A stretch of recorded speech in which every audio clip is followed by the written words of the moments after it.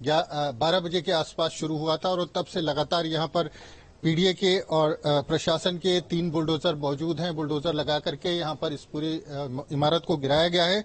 और जो यहाँ के नए मुतवल्ली हैं अमाद हसन, उन्होंने बताया कि ये वक्फ बोर्ड की जमीन थी और जो इसके पहले के मुतवल्ली थे उनके साथ कुछ साठ काट करके इसको खुर्द बुर्द किया गया है और करीब 50 करोड़ की ऐसी संपत्ति यहाँ पर वक्फ संख्या जो 67-68 है जो सल्लाहपुर में है, उसकी करीब 50 करोड़ की संपत्ति है जिस पर अवैध रूप से कब्जा किया गया, उसको जो है खुर्द-बुर्द किया गया, उसको साजिशन जो है उसको दूसरे लोगों के नाम पर ट्रांसफर किया गया। और इसमें अतीक और अतीक के भाई अशरफ और अशरफ की पत्नी और अशरफ की जो कई साले हैं उन सब ने मिलकर के संपत्तियों पर कब्जा किया।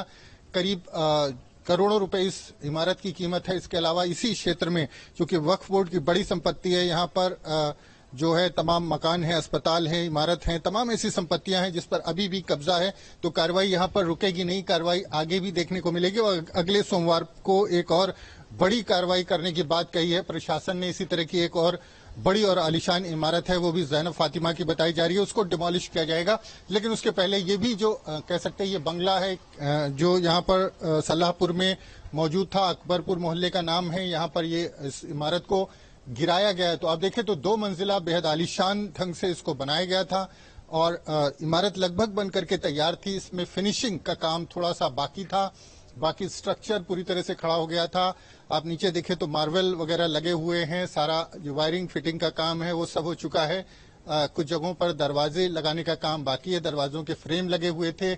ऊपर आप देखें तो बड़ी खूबसूरत नक्काशी के साथ रेलिंग वगैरह लगाई गई थी। 2 मंजिला ये इमारत है और पूरा जो स्ट्रक्चर है वो आरसीसी के पिलर्स पर खड़ा किया गया था जो बेहद मजबूत होता है। तो करोड़ों रुपए लगा करके जमीन और मकान की कीमत इसको यहाँ पर बनाया गया था। लेकिन अब जिस तरह से बुलडोजर चला है उसके बाद ये मकान लगभग जमींदोज हो चुका है और इस तरह की कार्रवाई जो है यहाँ पर अभी और वक्फ बोर्ड की संपत्ति है। जो मुतवल्ली हैं अमाद हुसैन वो बता रहे थे अमाद हसन की ऐसी और संपत्तियां हैं जिन पर कब्जा किया है और जब से वो मुतवल्ली बने उन्होंने जांच की तो ये पाया कि इसके पहले के जो मुतवल्ली थे वो अतीक के परिवार के साथ साठगांठ करके संपत्ति जो है उनको ट्रांसफर कर रहे थे, लीज पर दे रहे थे और उन संपत्तियों पर निर्माण हो रहा था, अवैध कब्जा हो रहा था। उसी संपत्ति में से एक संपत्ति ये थी जिसको आज जिस पर कार्रवाई की गई है। तो वक्फ बोर्ड की सहमति के साथ ये पूरी कार्रवाई की गई है और जांच लगातार जो मुतवल्ली है उन्होंने जांच की है।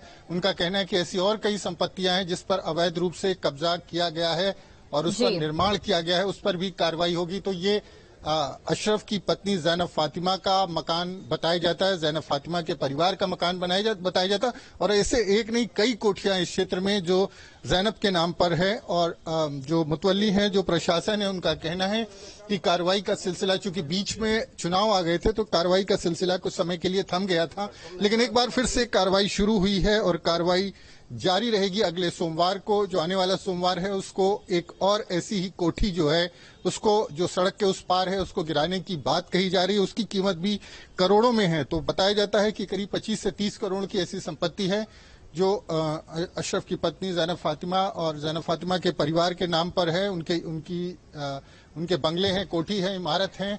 और बिल्कुल मानवेंद्र पे तस्वीरें आप दिखा रहे हैं और साथ ही साथ ये भी बता रहे हैं कि ये तो अभी शुरुआत है, अभी